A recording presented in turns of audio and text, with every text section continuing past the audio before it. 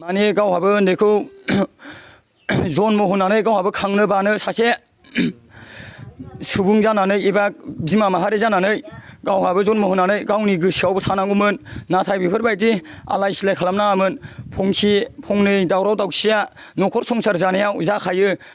हाबा जाखांनायनि उनाव सानै उन्दै गथ'साफोरजों लोगोसे गावनि फिसायखौ गारना खारदों रंगिना नार्जारी मुंनि सासे आइजोआ।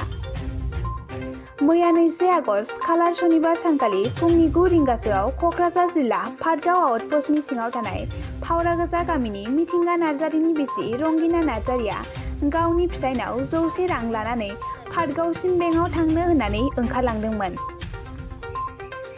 रंगिना नार्जारीया सानै प्रेमिका 4 बोसोर बैसोनि आरो देरसुं 7 मार्च जानाय उन्दै गथ'साफोर दं।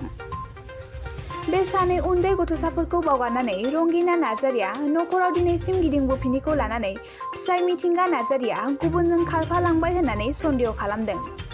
नाथाय न' फारसे गिदिंबोफिनिखौ नुनानै न'खरनि गासै सुबुंफोरानो दुखु जानानै दं आरो नागिरगासिनो दं। बिनिखायनो सावगारियाव नुनाय मिथिंगा नार्जारीनि बिसि रंगिना नार्जारी आइजोखौ सोरबाफोर बहाबाफोर नुसनोब्ला अन्नानै हमना दोनना खोन्थाहरनो थाखाय न'खरनि सोद्रोमाफ्रा खावलायदों। जानबुं नं 7896488814 आरो 7099515584। दिनै आंनि हिन्जावा गोमानाया समबार बारायाव आङो कर'ना भाइरास बिजि थुजाहैदोंमोन। ओइदिनखालि बियो आंनि बिमादैनाव बोरमानि फैसा रानलायलायनायाव थांदोंमोन। बाहाय जौ एसे लोंबोलायनानै न'आव फैदोंमोन। आं 2थासोआव बिजि थुजानानै न'आव फैदोंमोन। दा बिनिफ्राय सासे मानसिजों एबा फन रायलायदोंमोन नालाय बाहाय आङो बुंदोंमोन आरो मा नांनायनि संसार जानाय मानसिया दिनै बेफोरबायदि फन रायलायहरबाय थानांगौ होननानै बुंदोंमोन आङो। ओमफ्राय बेहायनो बियो आंखौ गोरोन्थि सानखो ना माखो बेनिफ्राय बे जोंनि आजा दुइसिनखौ लानानै न' फारसे थांदों। न' फारसे थांबाबो आङो बेखौ गोसो गोरबोजों लायफिननाय जादोंमोन। आङो दाख्लै सुक्रुबार खालि मोनाब्लि ओमफ्राय सुक्रुबार खालि लाबोखांनानै नै मैया सुनिबाराव बेलासि आंनाव फैसा 100 थाखा बिनानै आङो एटिएम कार्ड लायनानै आङो पासबुकबो बानायबोफानोसै होननानै बुंनानै सुक्रुबार फुंनि 9थायाव ओंखारलांदोंमोन।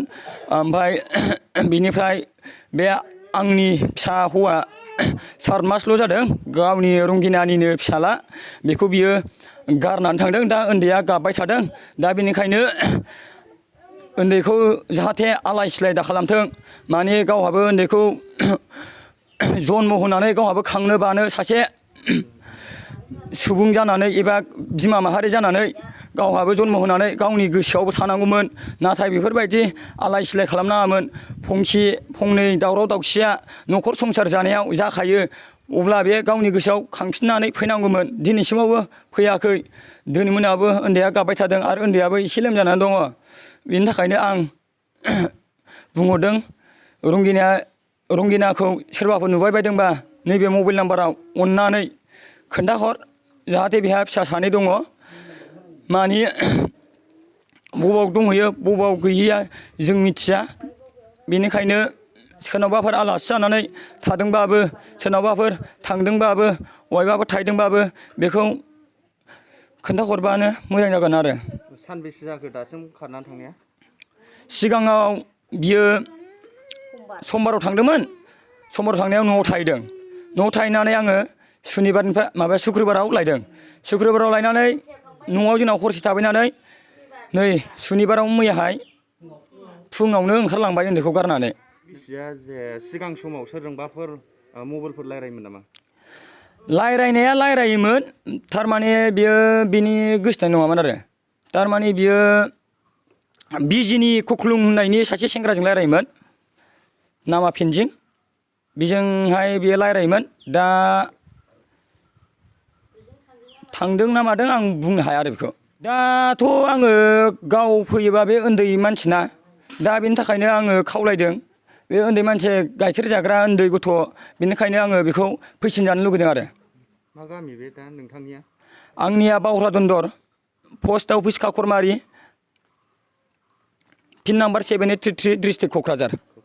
सोरबाफोर जेनेबा जोंनि नैबे बड'लेण्ड बुब्लि रादाबखौ नायगिरिफ्रा सोरबाफोर नुदोंबा एबा सोरबाफोर नुसनबायदोंबा बहाबा लामा सामाफ्राव नुलाबायदोंबा नैबे आंनि मबाइल नाम्बारावनो कन्टेक्ट खालामना हरनो